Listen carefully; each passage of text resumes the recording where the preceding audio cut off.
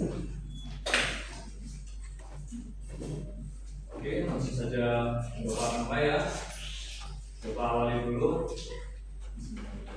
Assalamualaikum warahmatullahi wabarakatuh. Waalaikumsalam warahmatullahi wabarakatuh.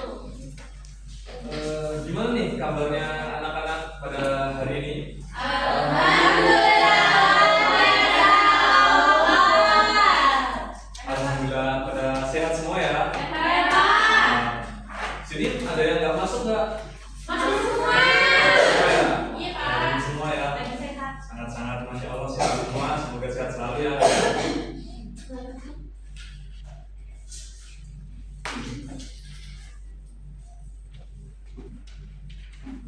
Nah, jadi kita balik lagi pada mata pelajaran pendidikan agama Islam dan budi pekerti.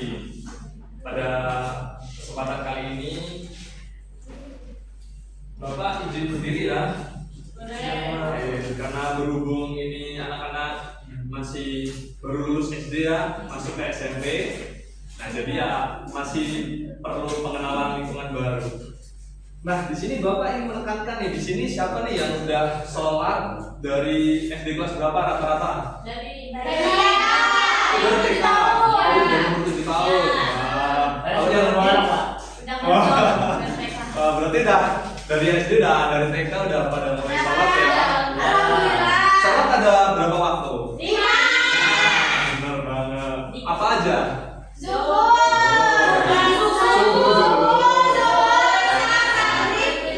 Nah, benar, 5 waktu ya. Ya. Nah, jadi pada kesempatan kali ini Bapak akan membahas tentang menghadirkan sholat pada kehidupan, dalam kehidupan. Di sini makna sholat secara bahasa yaitu doa atau meminta kepada Allah Subhanahu Wa Taala. Namun secara istilah salat bisa dipahami dari awal perkataan takbir dan diakhiri dengan salam. Di sini yang sholatnya masih bolong-bolong ada nggak? Ini. Oh, ada yang angkat tangan. Ada yang angkat tangan tadi. Oh, yang aja ya. Sholat apa kira-kira yang sering bolong-bolong? Sholat Jumat enggak, sholat aja, sholat Jumat. Oh, subuh, kesiangan ya? Jangan dicontoh ya buat yang karena ya itu. Nah, di sini juga tertera pada Quran surat Al-Ankabut ayat 45 yang artinya bacalah kitab Al-Quran yang telah diwahyukan kepadamu Nabi Muhammad dan laksanakan sholat. Sesungguhnya sholat itu mencegah dari perbuatan keji dan munkar, dan ketahuilah mengingat Allah sholat itu lebih besar keutamaannya dari ibadah yang lain. Allah mengetahui apa yang kamu kerjakan.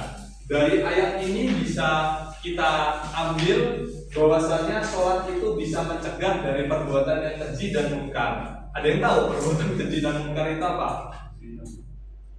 Apa? Kayaknya anak SMP enggak langsung jawab itu deh.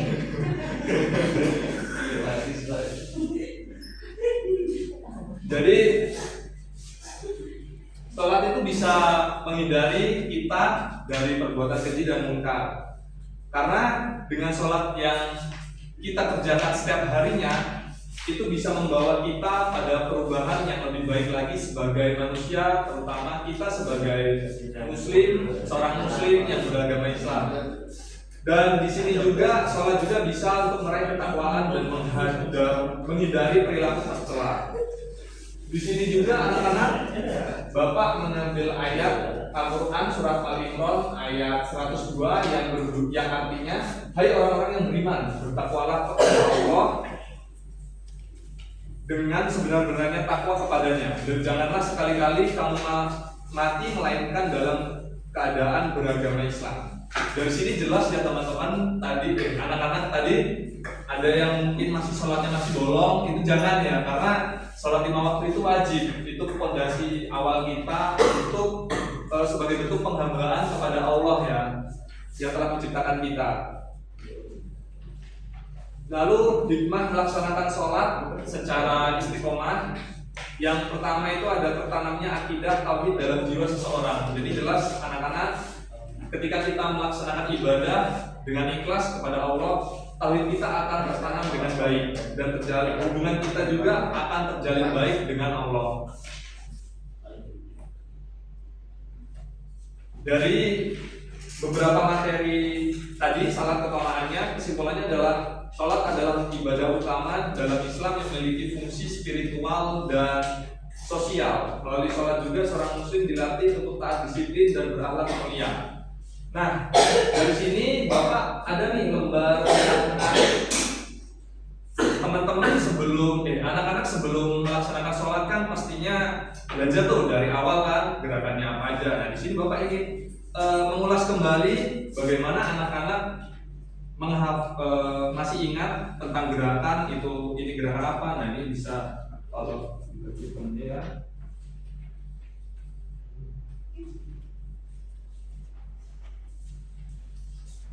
Silahkan dikerjakan ya. Ini mandiri.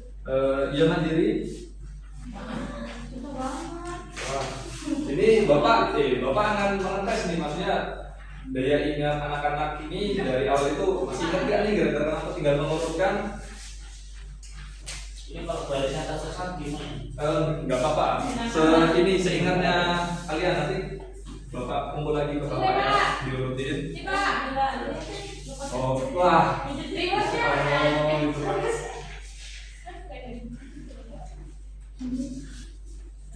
Udah selesai satu nih. Udah, Pak. Udah, wah. Oh, kasih nama ya. Karena nanti bapak menilainya gimana? Nah, bener.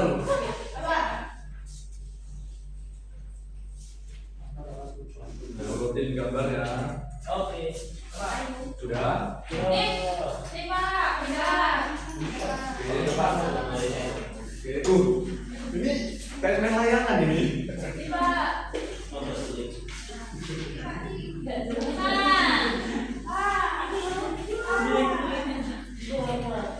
Oke, sudah semua ya. Oke, alhamdulillah berarti anak-anak nih benar-benar masih ingat nih daya ingatnya.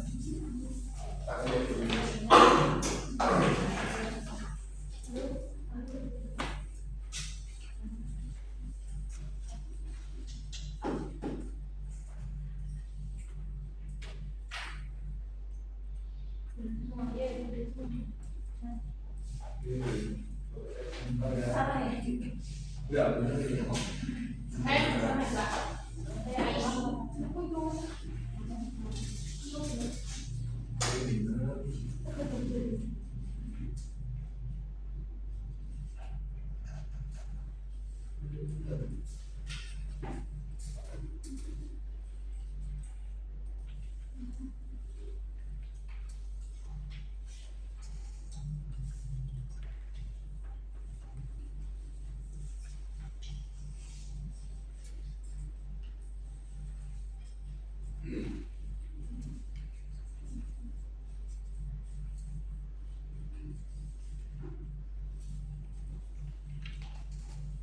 Oh, ini ada nggak diisi nama ini? Ini siapa nih tadi ya? Ada yang lupa nggak? Yang nggak ngasih nama? Oh, ini yang kayak ini ya, benang layangan rumput gitu ya? Oh, yang tadi sebelah sana ya? Ini ngurusnya gimana ini? Wah, ini Geri ya? Saudara Geri ya?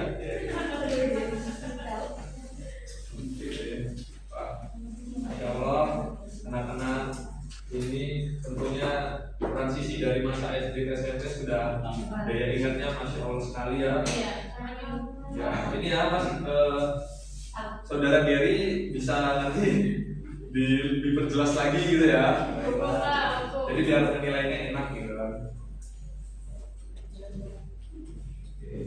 Jadi ini nanti ini adalah bentuk penugasan dari mata pelajaran ini ya, nanti Bapak nilai dan ini termasuk nilai tambah untuk anak-anak. Nah, baiklah anak-anak, karena ini sudah menjelang jam terakhir ya, berhubung anak-anak udah pada capek apa belum? Capek ya? Oh, laporan. Tadi dapat MBG nggak? Enggak, Pak. Oh, belum dapat ya? Belum. Oh, ya sudah, nanti bapaknya mulai ke Pak Prabowo langsung ya. Ya. Nanti langsung dapat gitu.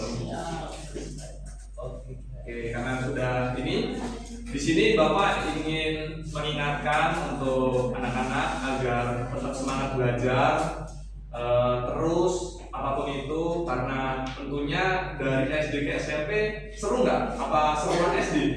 Seruan SD. Seruan SD ya? Iya. SMP sih kuliah gitu. Nah, tentunya masih seruan masa SD ya. Iya. Tetapi ya, Setuju. tetapi kan pasti namanya kita belajar pendidikan itu kan kita harus naik tingkat ke jenjang berikutnya. Oke, di situ. Nah, ibaratnya Bapak di sini kayak ngambil apa ya? Buat kata-kata nih, kayak ilmu itu ibaratkan seperti cahaya. Jadi Bapak harap anak-anak jangan sampai membiarkannya padam seperti lampu. Seperti cahaya gitu. Karena kalau anak-anak tidak suka membaca buku, tidak suka apa ya, melihat materi-materi, sukanya masih main seperti anak SD yang kemarin, itu ya agak gimana gitu. Jadi ya Bapak harap anak-anak bisa terus lebih semangat belajarnya ke depannya dan capai terus prestasi-prestasi berikutnya. Sudah, baik Bapak akhiri. Sebelumnya kita tutup pada mata pelajaran kali ini dengan mengucapkan lafaz hamdalah. Alhamdulillahirabbil alamin. Bapak mohon maaf apabila banyak salah kata ataupun perbuatan, dan sampai jumpa kita di pertemuan berikutnya. Bapak akhiri, wassalamualaikum warahmatullahi wabarakatuh. Waalaikumsalam.